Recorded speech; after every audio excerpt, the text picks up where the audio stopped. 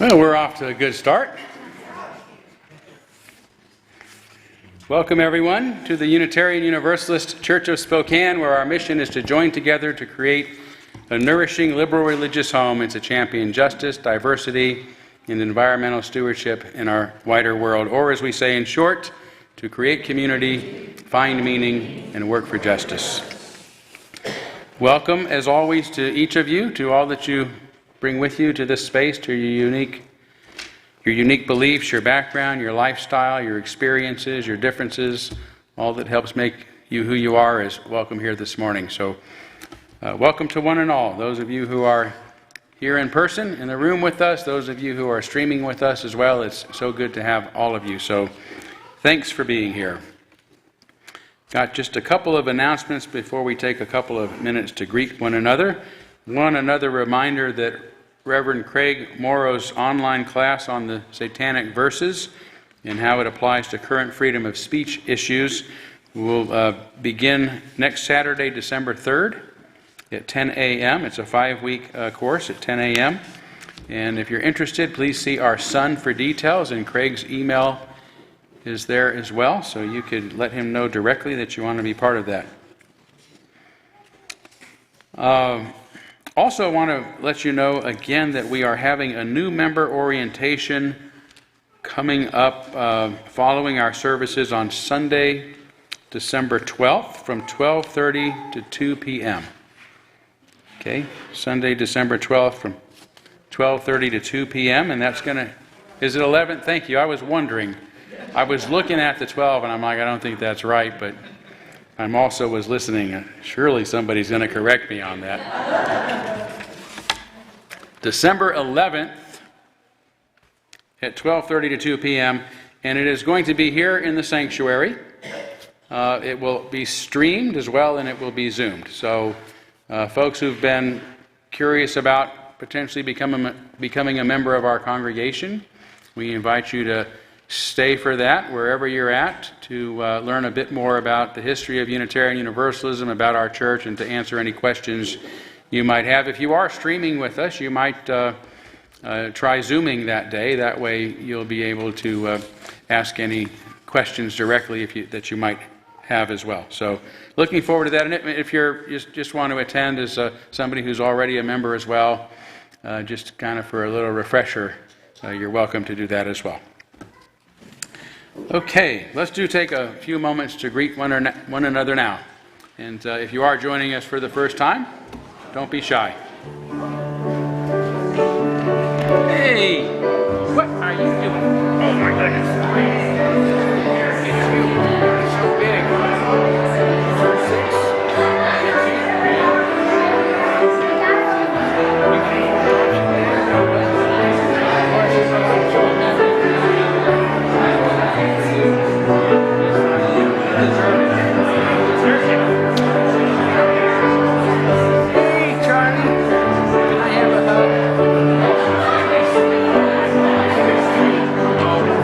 Question and probably a point of clarification.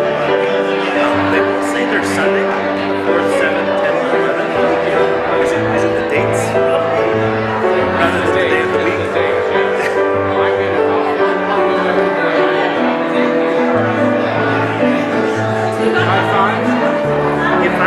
I think I left him last week. Oh my goodness, I did. Oh, hi, Zuri, how are ya? You did? Yes, they're going to talk. They're going to talk today. Was it fun? Sound good? Was it the your mountain?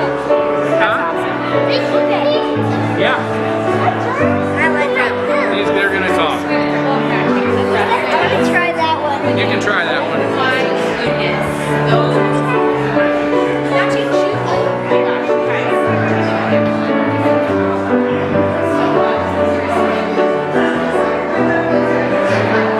We got to keep them hidden. We want to surprise everybody. Okay? Surprise them.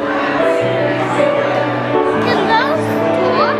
Yeah. Will Mama help? No, I help them. I have to help them talk. Yep.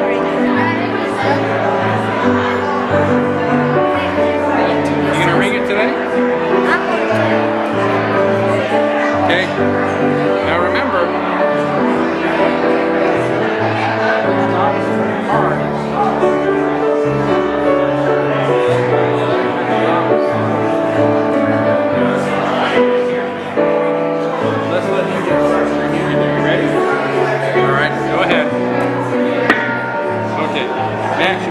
shot?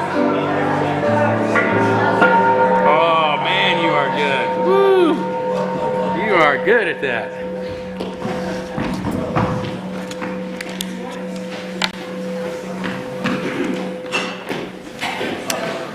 All right, more opportunity as always to visit after our services during social hour, but let's move forward now by lighting our chalice, the symbol of our unity and our solidarity, of our openness and our inclusion, of our community and our individual uniqueness. May this small flame be our offering of warmth to those who are cold and alone, and a light to those in darkness. May it be a flame that ignites justice in our world and a beacon of hope to those in need, and may it reflect at least a spark of truth wherever truth has been lost and cast a healthy shadow of doubt wherever it's been found.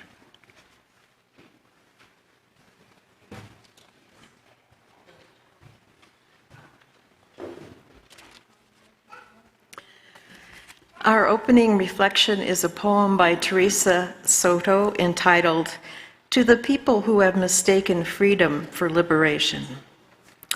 To be free, you must embrace the breadth of your own existence without apology, even if they try to take it from you.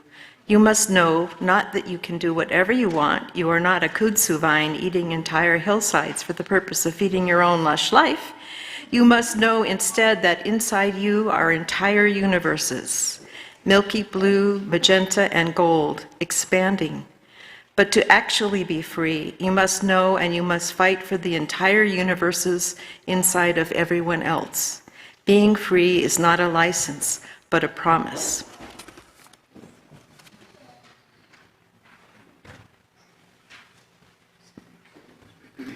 Our second song of the morning is number 145 in your gray hymnals, or of course you can access the screen.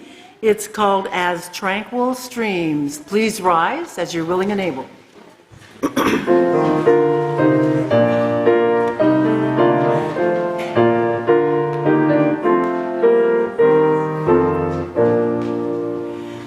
As tranquil streams that meet and merge and flow as one to seek the sea, our kindred hearts and minds unite to build a church that shall be free, free from the bonds that bind the mind to narrow thought and lifeless greed, free from a social code that fails to serve the cause of human need, a freedom that reveres the past but trusts the dawning future more, and bids the soul in search of truth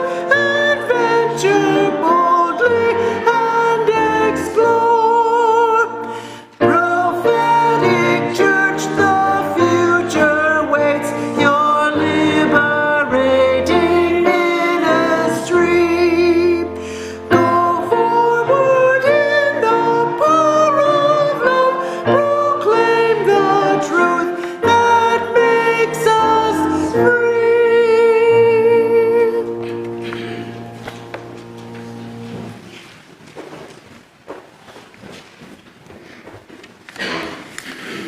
We'll now kindle our candles of care for those who are most on our hearts and minds, and we begin, as we have been as of late, with a candle for the people of Ukraine and that region of the world that are being most devastated by the violence going on there.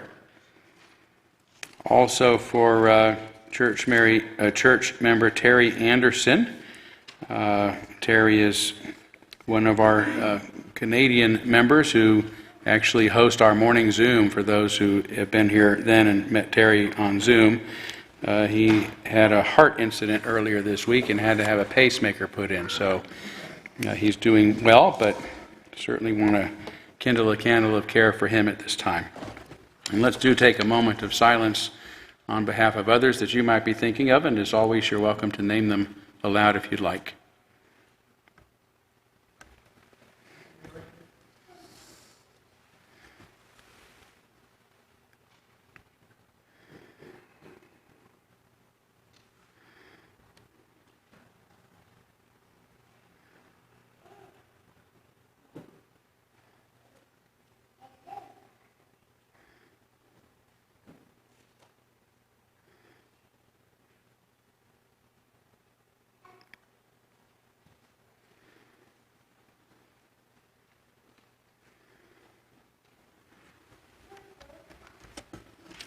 those named aloud and those embraced in our silence, and all those who are suffering in our world at this hour, we hold in our community with compassion.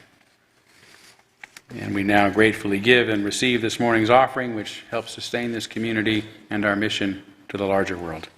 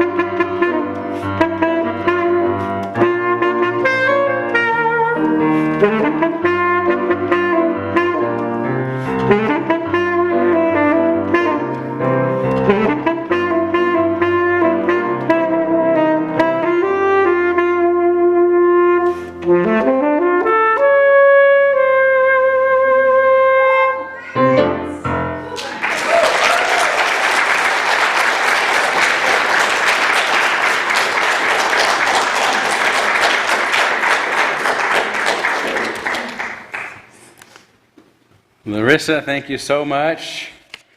Wonderful as always, and how nice of you to always share your talent with us when you're in town for the holidays. So really appreciate it. And Maura, of course, the perfect accompanist.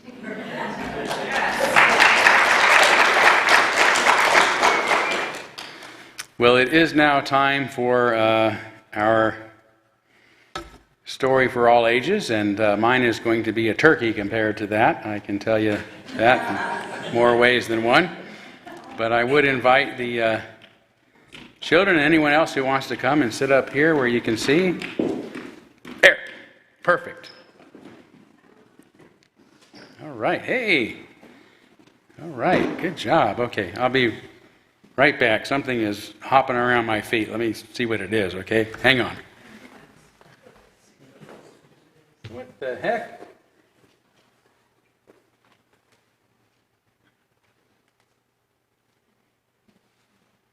My goodness. How did you get it? How did you get in here? Look at this. So it looks like one of the wild turkeys has managed to get inside our building this morning. I have no idea what you're saying. I'm afraid I don't understand a word that he means. Is there anybody here who talks turkey? You talk turkey? Do you know what he's saying? He is saying gobble gobble. That's true. So I don't know what to do here. I'm sorry. You hear that? What? Oh my goodness, look. It is Noth from Noth visiting us from his home world. Greetings, Noth. Greetings, Earthlings. I'm here to visit my family for Thanksgiving. Family? You mean there are aliens living here on Earth? Lots of them. Really? But mostly those who can't afford to live anyplace else. Okay, like who? Elon Musk. Okay, I think we all assumed that he was an alien. Who else? Oh, I'm sorry, I almost forgot about you. Does anybody seriously talk turkey? I do. I should have known. Please, would you translate what the turkey is saying to us?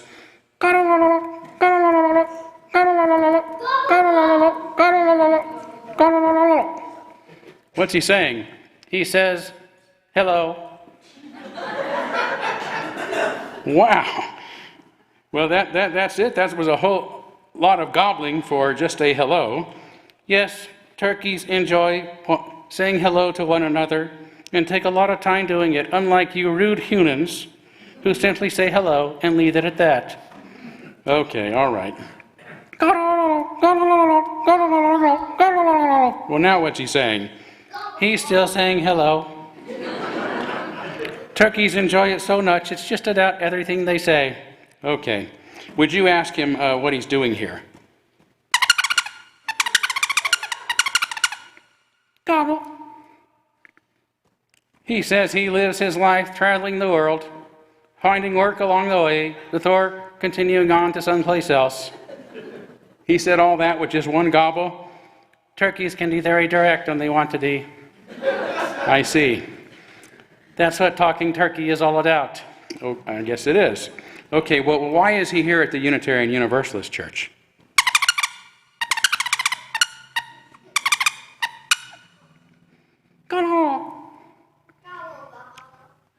He says he's here because he's heard that you are having trouble finding turkeys for Thanksgiving, and he wants to apply for the job. Apply? No. We don't have any jobs here for turkeys. Would you please tell him that it's not a good idea for turkeys to respond to job postings around Thanksgiving?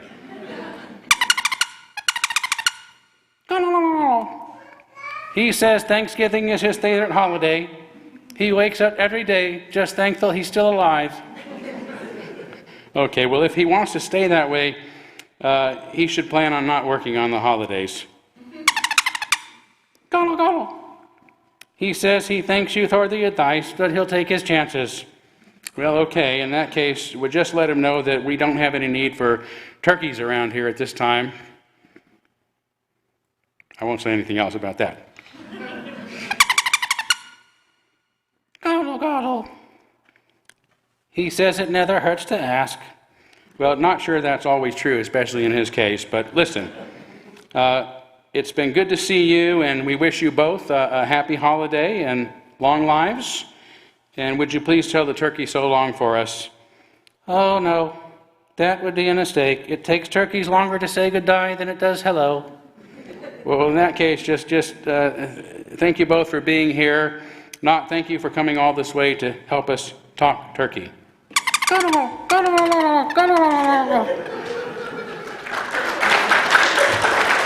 Thank you. Now, do you know the moral to that story? So the moral to that story is that Elon Musk is an alien. Aliens talk turkey, and therefore Twitter is for turkeys. Okay? All right, we will now sing our children out.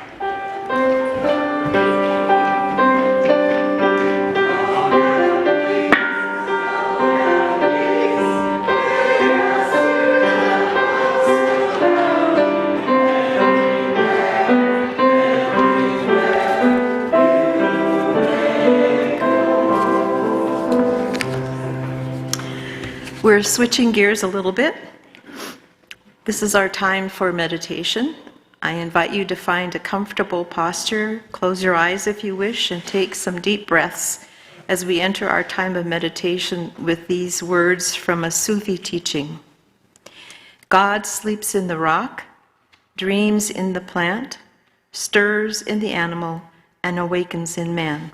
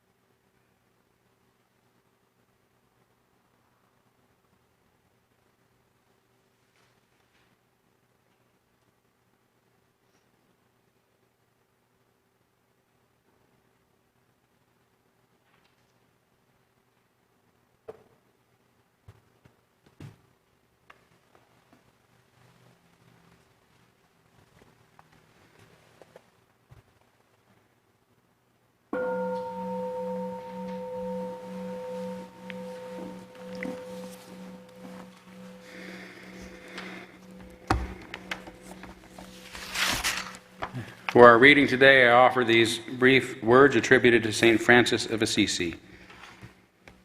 Where hate rules, let us bring love. Where sorrow, joy. Let us strive more to comfort others than to be comforted, to understand others than to be understood, to love others more than to be loved. For it is in giving that we receive, and in pardoning that we are pardoned.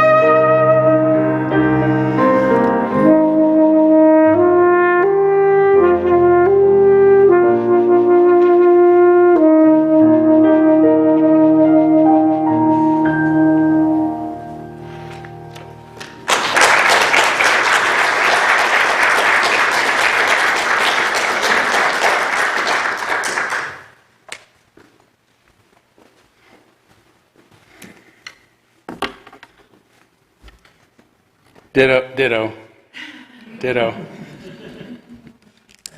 Thank you so much.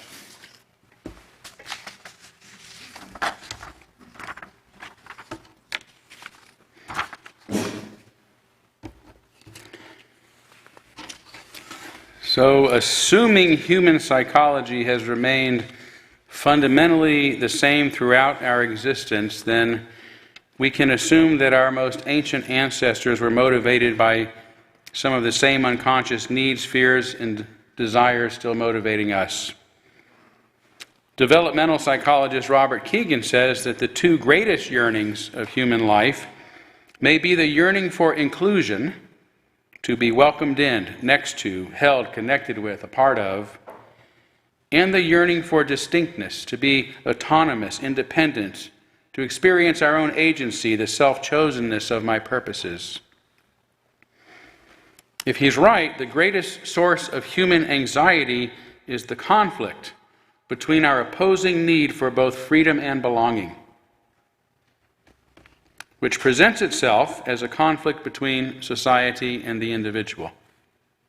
Freud said that every individual is virtually an enemy of civilization, and civilization has to be defended against the individual, and its regulations, institutions, and commands are directed to that task.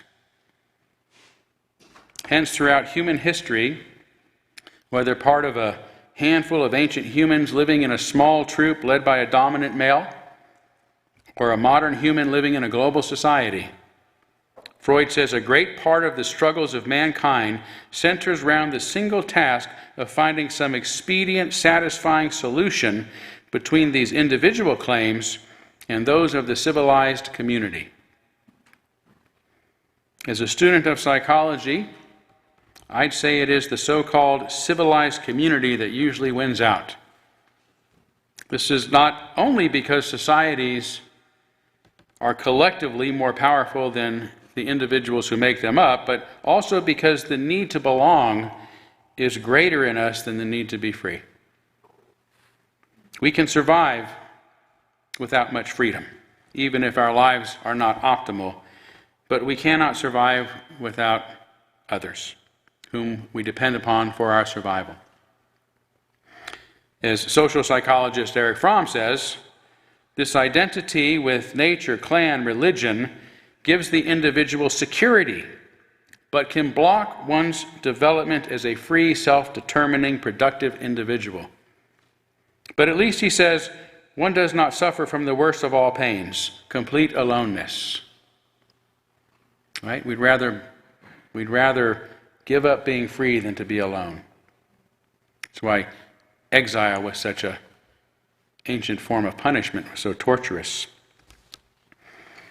Again, as Kegan puts it, our survival and development depend on our capacity to recruit the invested attention of others to us, and that there is no sadder or more thought-provoking material in the research of infancy than the documentation that babies fail to thrive and even die without an attachment to a consistently persistent and present caretaker. As newborns who are entirely helpless and dependent upon our bond with our mothers or our surrogate mothers, and to a lesser extent the rest of our family, we have no initial thought or desire of becoming independent from them. We begin life by identifying so closely with others, especially our primary caregivers, that we have almost no independent sense of ourselves, at least initially. And many of us continue this pattern of psychological codependence with others throughout the rest of our lives, with no desire to leave or lose that sense of belonging, acceptance, the security of our families and the other significant people and groups that we have become enmeshed in. For these, true freedom and independence can be terrifying. But if we cannot overcome our fear of freedom, we are likely to get stuck in an immature stage of development, at a conventional stage in which we consider our own worth based upon how well we satisfy the expectations of others, not upon our own expectations of ourselves, and our morality remains an authoritarian devotion to law and order and convention rather than to our own authentic values and principles. If we get stuck at this stage, we cannot fully unfold as individuals. We cannot self-actualize and achieve our full potential. For those in whom this has taken place, Freud says, are turned from being opponents of civilization into being its vehicles. When individuals are fixated or stuck in an immature stage of development, rather than striving to fully mature, they actually come to work in the interest of the collective to thwart individuation and development in others too. They literally become lost in the crowd. As developmental psychologist Jean Piaget says, mass movements create a social unit at the expense of individuals who lose their critical sense, their personality, and even their moral sense. Or as Carl Jung put it, man in the crowd is unconsciously lowered to an inferior moral and intellectual level. It's important to point out that such thinking on the part of psychologists, sociologists, and philosophers is modern thinking. The idea that people should be free and relatively unrestrained by society has only become a moral expectation during the past few hundred years. Prior to this, it was taken for granted that most people were meant to be ruled over by a dominant patriarch or monarch or a priest or a religious authority and so on. Such was considered the natural order of things, as determined by the fates, the gods, or one's class or caste at birth. The worth and dignity of every person would have been so unthinkable at the time that the mere suggestion of it would have probably sounded like the punchline of a joke. People should be free? People have worth and dignity? What? We're just trying to survive.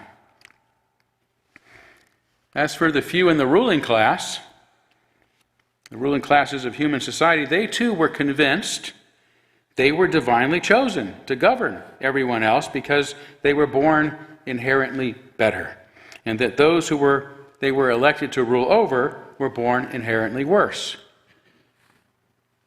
And most human beings were considered inferior by the very few who ruled over them, and those they ruled considered themselves inferior beings who were deserving of their inevitable circumstances.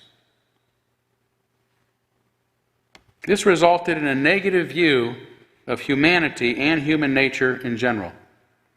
In Western religion, this has expressed itself, obviously, in Christianity's doctrine of original sin, the belief that every person is born flawed or fallen. And today, even those who may not subscribe exactly to this doctrine hold a negative view of human nature. Right? So often we hear some of the terrible things that go on and we say, that's just human nature.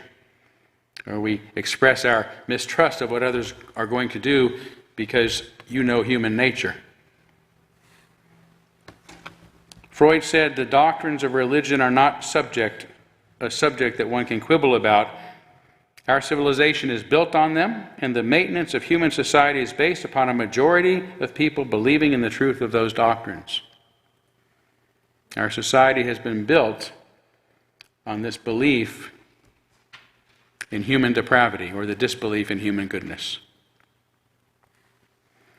Be they church doctrine, social laws, cultural norms, and mores, they are rooted in the idea that it is a society's task to keep our base instincts in check, not to establish systems that allow us to make our own choices about what is good and what is good for us. But roughly 2,600 years ago, one of the most spectacular events in history occurred, something so extraordinary that philosopher Bertrand Russell once said, "Nothing like it has ever occurred before or since." I'm talking about the birth of Western philosophy in the Greek city of Miletus.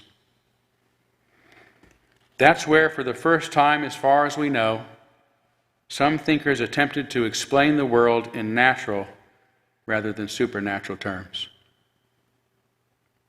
As important as this giant intellectual leap forward was, just as important is the implication that to achieve such understanding required a positive belief and confidence in human reason and human agency. As basic as this might now seem, it was a historic game changer. For the first time, there was a positive belief about the potential of every human being. And that meant that there was something good that all people shared in common. Rulers and the ruled, kings and their subjects, rich and poor, Christians and non-Christians, blacks and whites, males and females, gays and straights, citizens and foreigners, and so on. Of course, we're still trying to achieve the implications of this great awakening, but the seeds of humanity's highest aspirations, seeds that would bloom into dreams of equality and justice and democracy and freedom and tolerance and reason and self-actualization and individual worth and dignity, were all born during this extraordinary magic moment in that tiny Greek island nearly 3 millennia ago. Alas, we all know what happened just a few hundred years later. The Holy Roman Empire emerged. Greek philosophy was considered contrary to the teachings of Christianity. 90% of its writings were destroyed. It was condemned as paganism, and it became illegal to teach or talk about. Historians called the lengthy period that followed the Dark Ages. But it may just as easily be considered a return to the kind of primitive thinking that existed prior to the miracle in Miletus, the kind of thinking that viewed all of humanity in a negative and cynical light, as an untrustworthy and malicious creature that needed to be under the constant control of the authorities who had been magically granted divine insights and divine rights to rule over them. It wasn't until the papal authority began to weaken, the start of the 14th century, and some thinkers dared to question church doctrine, that things slowly began getting better again, including the reemergence of a more positive view of human nature. Among them was Francesco Petrarch, born in 1304, who became known as the father of humanism. Not the humanism of the 20th century, but historical humanism, the liberal humanism. Petrarch studied what was left of the early philosophers' writings and teachings and other forbidden works of antiquity, and emphasized the importance of studia humanitatis, studying all the works of humanity. Think about that, coming out of such a dominant ideology, teaching the study of all the works of humanity. Today this may seem obvious, but at the time, after centuries of having a single truth forced upon all of society under the cynical presumption that people are too sinful and dangerous to think for themselves, the idea that human beings everywhere, including those outside the Christian world and those from the long ago past, had something significant to say, was unthinkable. The period to follow this major paradigm shift, this studia humanitatis and its positive view of humanity, has become known as the Renaissance. And Renaissance means renewal, and was named such because of this renewed interest in the whole of humanity's forbidden works, especially those of the early philosophers who first began seeking answers to life's questions by examining empirical evidence through the use of human agency and human reason. Whatever else they were to discover, whatever other values would develop, I cannot emphasize enough that the very beginning of these intellectual revolutions, the very beginning of liberalism, both in Miletus and during the Renaissance, started with a positive view of human nature and human potential. That is where liberalism begins. Once we accept this, that all humans share a good and common nature, no matter where they are from, what language they speak, what beliefs they hold, or how otherwise different they might be, then a common humanity ethic must follow. the idea that all people are equal and deserving of the same basic rights. If a peasant is as worthy of respect as a king, for example, we must begin to ask, what is the purpose of a king to begin with? England?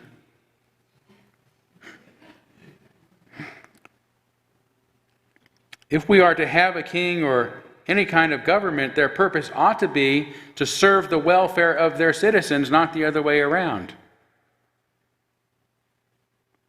That's Enlightenment thinking. Better still, why not just get rid of the king and give everyone an equal voice? An idea that established the beginnings of democracy. Let us self-govern. We can be trusted. And once this positive view of humanity emerged, so did the ideas that people should be free to think and speak and decide for themselves, and that what people believe and expect others to believe should be based on empirical evidence and sound reason, and that in order to guarantee these rights, these fundamental rights for everyone, societies must be tolerant and become tolerant of the many differences within them. In fact, it was the Unitarians who emerged during the Renaissance that put this latter principle to the test by establishing the very first religious toleration law in Western history, the Edict of Torda, established in Transylvania in 1568.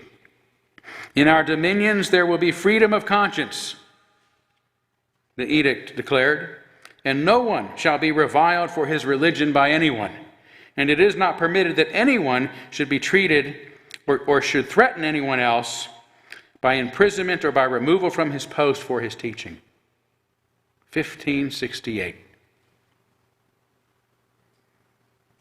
These Renaissance principles, freedom, reason, tolerance, flourished during the Enlightenment period that was to follow between the 17th and 19th centuries, and are the basis upon which Western society is now founded. More honestly, they are the principles toward which Western society aspires, or at least claims to aspire, and ought to aspire toward. They are the principles upon which the United States is founded, and the principles upon which the most liberal religion, our religion, Unitarianism, is founded, both of which claim the common humanity ethic, that all men are created equal, that they are endowed by their Creator with certain inalienable rights, and among these are life, liberty, and the pursuit of happiness. Happiness was also a gift of the Enlightenment.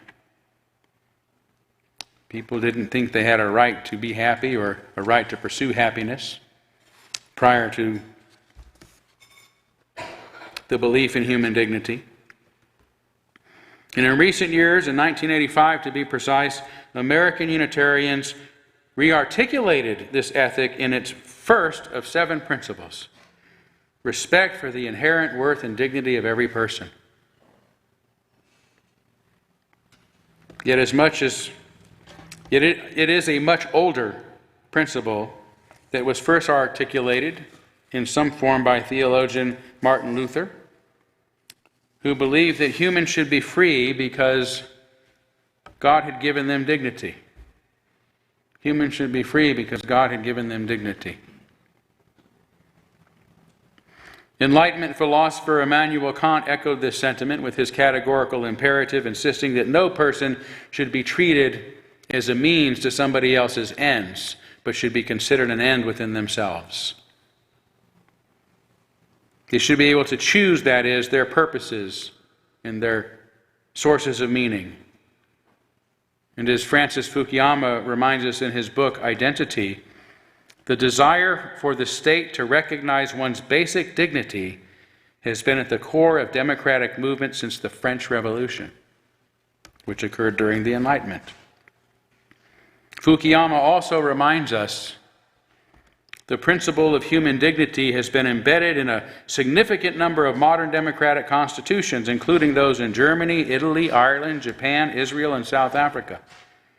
For example, Article 1, Section 1 of the German Basic Law of 1949 states, The dignity of man is inviolable. To respect and protect it shall be the duty of all public authority. Similarly, Section 10 of the South African Constitution states, everyone has inherent dignity and the right to have their dignity respected and protected. And the South African Constitutional Court has noted, a right to dignity is an acknowledgement of the intrinsic worth of human beings.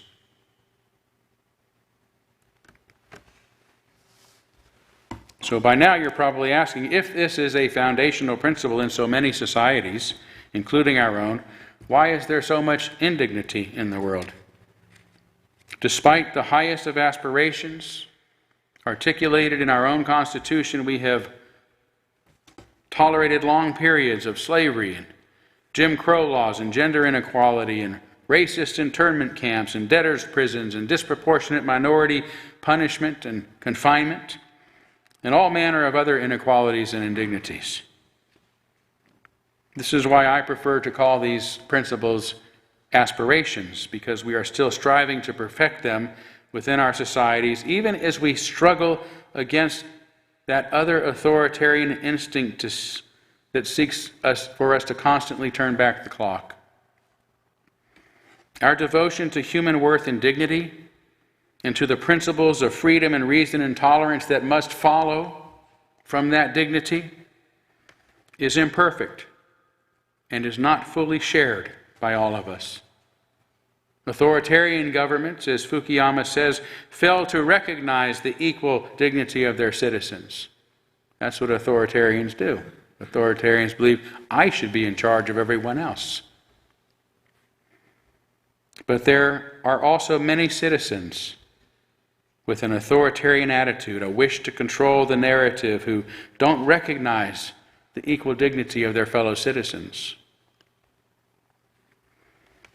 Even as we still strive to fully achieve these highest of human aspirations, there remain primitive instincts and forces seeking to eliminate them and return to the old model of human society in which a great and mighty silverback of sorts dominates us all.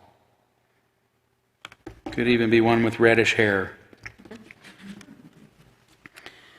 Even today, the Unitarian Universalist Association, the headquarters of what was once the world's most liberal religion, has utterly abandoned its democratic principles and has now proposed to eliminate its 7 principles altogether, including its first principle, the worth and dignity of every person. For it has embraced authoritarianism and now seeks to eliminate any devotion to individuality and personal freedom altogether.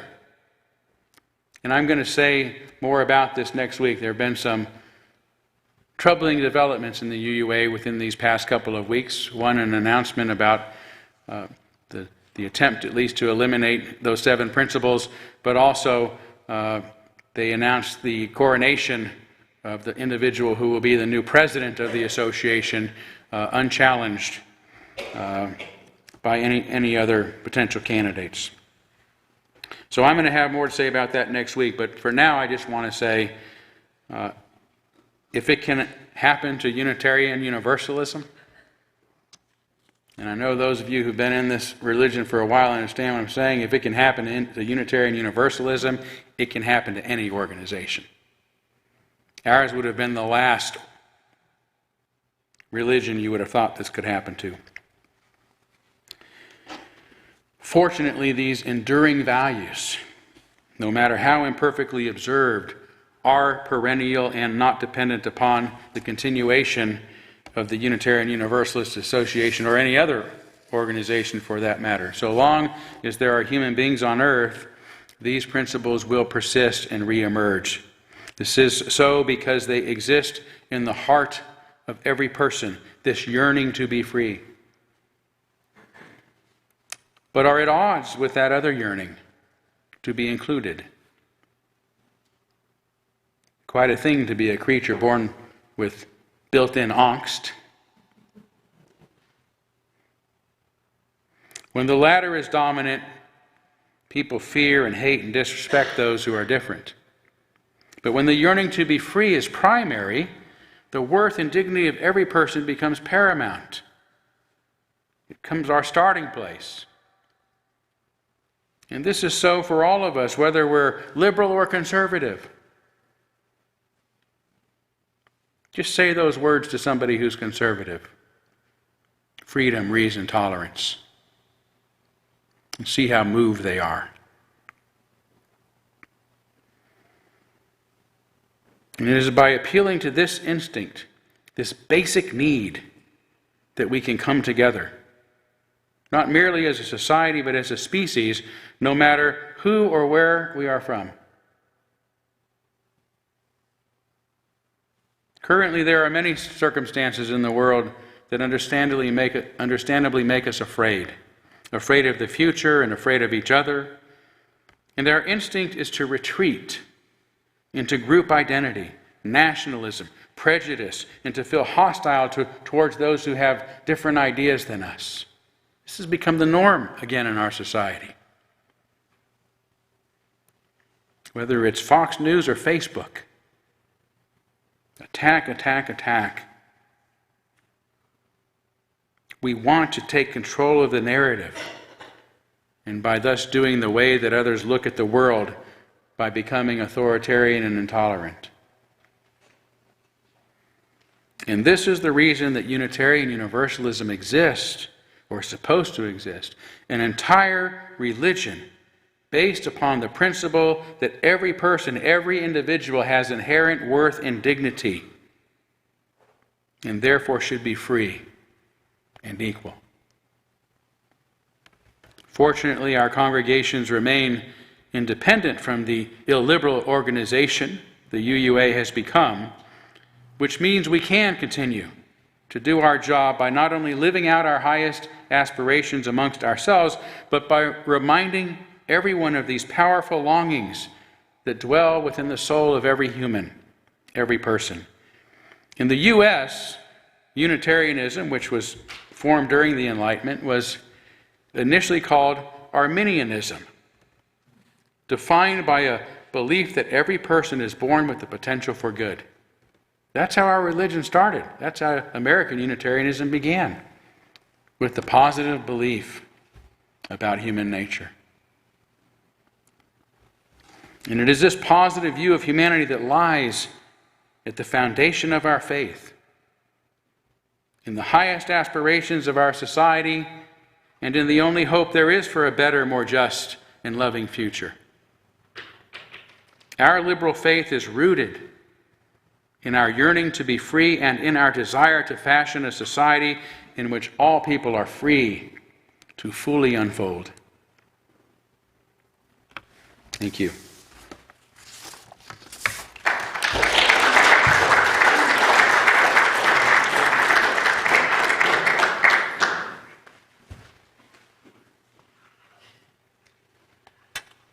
Well, our closing hymn asks us to wake up to the values that Todd has been talking about and to apply them to our fellow human creatures.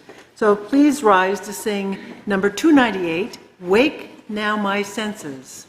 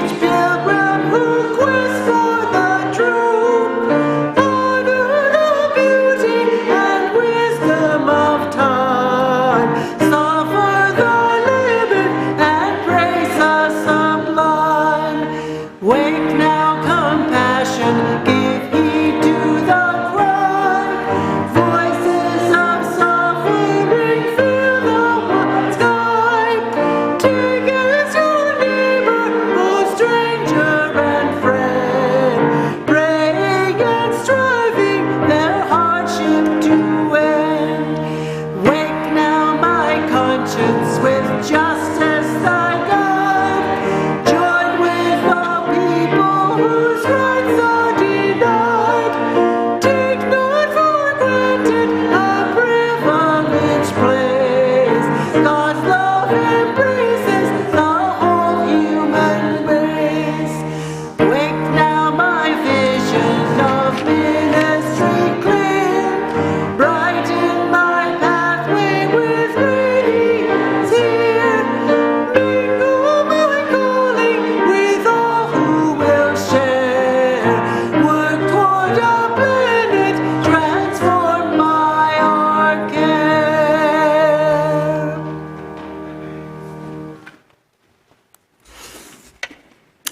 Our benediction is from two sources.